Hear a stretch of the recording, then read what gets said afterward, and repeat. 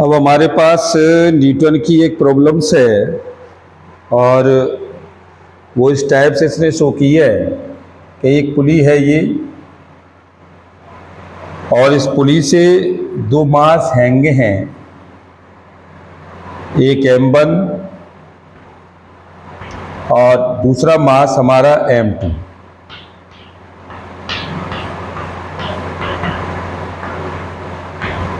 जिसकी value 3 kg है और ये M1 की जो वैल्यू है वो 4 kg है और ये एक्सेलरेट है A से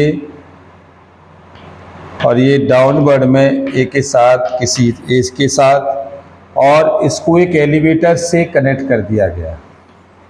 ये एक एलिवेटर है और इस एलिवेटर से इसको कनेक्ट कर दिया गया है। तो ये एक्सेलरेशन हमारे पास A1 है और ये A के साथ नीचे डाउनवर्ड में आ रही है और ये इसमें एक फोर्स लगा है। तो ये क्वेश्चन कह रहा है कि a pulley fixed to the ceiling of a lift carrier a thread whose the end are attached to the load of the mass 4 kg and 3 kg.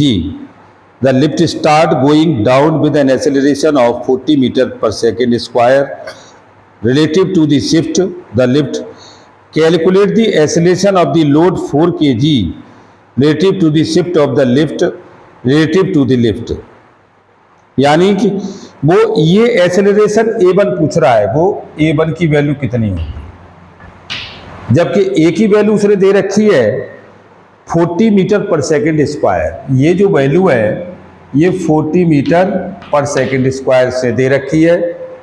अब इसको हमें कैलकुलेट करना है तो हमारे पास पहली कंडीशन हमारे पास कितनी हो जाएगी भाई, कोई भी बॉडी हमारे साथ एक्सेलरेट हो रही है तो वो डाउनवर्ड की ओर है और जब डाउनवर्ड की ओर है तो हम इसे पहली क्वेश्चन में कैलकुलेट करेंगे तो ये हो जाएगा आपका कितना M1G माइनस के T M1A नो ये हो जाएगा M1G माइनस के M1A plus T equal to और ये M1 और ये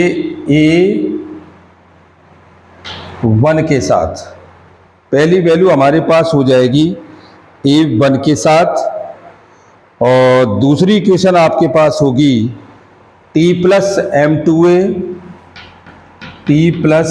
M2A minus M2G is equal to M2A1। तो हमारे पास दो इक्वेशन बन रही है इस केस में, एक M1G minus M1A plus T M1A1 और T प्लस M2A माइनस के M2G is equal to M2A1 के साथ। इनके हम कंपोनेंट जरा रीड कर लें तो कंपोनेंट अगर हम समझेंगे तो फर्स्ट का जो कंपोनेंट है वो हमारे पास है ये वाला, ये नॉर्मल फोर्स N1 और ये M1G ओके और this is the acceleration of the, ये डाउनवर्ड के साथ है ये, तो ये बॉडी सिस्टम हमारा A के साथ डाउनवर्ड में है और ये इस पर टेंशन प्रोड्यूस हो रहा है T के साथ।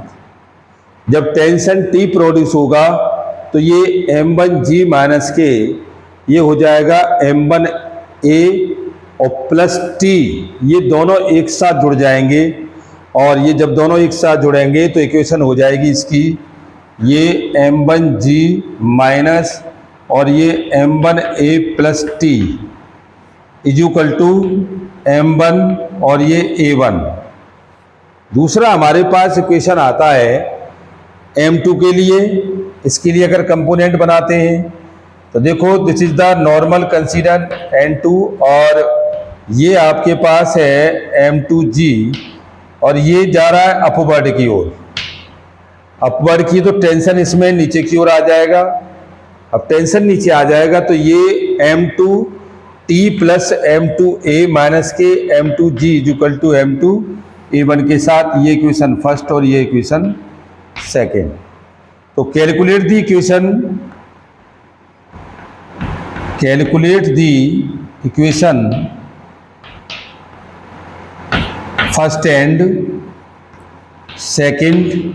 तो ये m1g माइनस के m1a और माइनस के t इक्वल टू m1a1 और t प्लस m2a माइनस के m2g is equal to m2a1 के लिए आउट कर लो। तो ये टेंशन से टेंशन कैंसिल हो गया और ये आपकी वैल्यू हो गई m1 माइनस के m2g प्लस m2 माइनस के m1a इज इक्वल टू और ये m1 प्लस m2a डैश के साथ।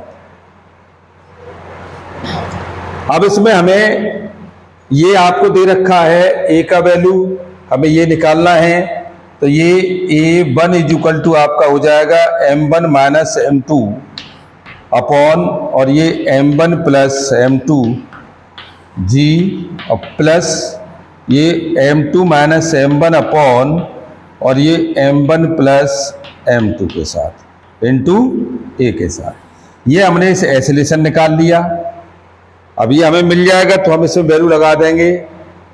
m1 की 4k है तो ये लगा दो a1 is equal to m1 4 minus के 3 अपॉन और ये 7g प्लस और ये 3 माइनस के 4 अपॉन 7 इंटू 40। तो ये आ गया a1 is equal to 1 upon 7 common और ये 10 ले लो और प्लस 40। तो ये आपका आ गया वैल्यू 9.8 ले लो फिर। तो 9.8 तो ये वैल्यू आपकी हो जाएगी 49.8 अपॉन 7 मीटर पर सेकेंड स्क्वायर। तो ये हमारा एसोलेशन निकल आया। अब एसोलेशन हमें मिल गया A1 तो हम इसमें टेंशन निकाल सकते हैं। टेंशन की वैल्यू आ जाएगी 19.98 Newton. Okay, thank you very much.